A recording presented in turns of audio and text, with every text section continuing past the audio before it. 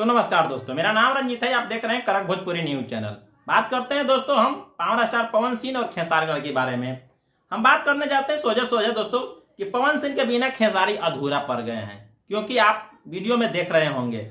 हम बता देना चाहते हैं दोस्तों, खेसारी जी के आज से 3 दिन पहले एक गाना आया था, जिस गाने का नाम था ले आई राजा पेप्सी, जो कि चैनल का नाम था राइट मेलोडी से इन्होंने रिलीज किए थे।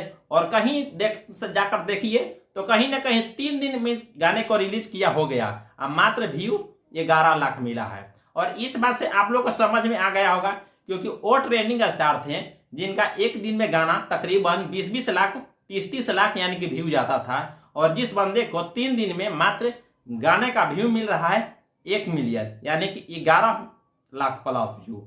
हम बात करते हैं दोस्तों, इनको आज भी एक गाना आया है, जिस गाने का नाम है, आप लोग देखे होंगे, वेस्ट भोजपुरी से इनको रिलीज होता है गाना बत्ती कट गया रे, जिसमें सपना चौहान के साथ इन्होंने फिटिंग में दिखाए थे। और ये गाना का व्यू जानते हैं 8 घंटा में 5.8 लाख यानी कि 6 लाख भी पूरा नहीं व्यू हुआ।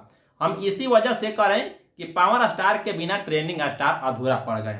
वो चैनल ही है जिसमें 4 महीना में महज 24 करोड़ व्यू अभी अपडेट है, जिस गाने का नाम आप लोग देख रहे हैं स्क्रीन पर। गाने का नाम है कि कमर तो हार करे लप लप शायद, और वो गाना का मात्र 4 महीना में 24 करोड़ व्यू है। वो चैनल से भी गाना आता है। और ये कहीं ना कहीं पावर स्टार का रंग खेसारी लाल पर फीका पड़ रहा है। इस समय पावर स्टार चुनाव के दौर में काफी बिजी रह रहे हैं, इसके वजह से खेसारी जी कहीं ना कहीं निराश, खेसारी जी के जीवन पर काफी असर पड़ रहा है।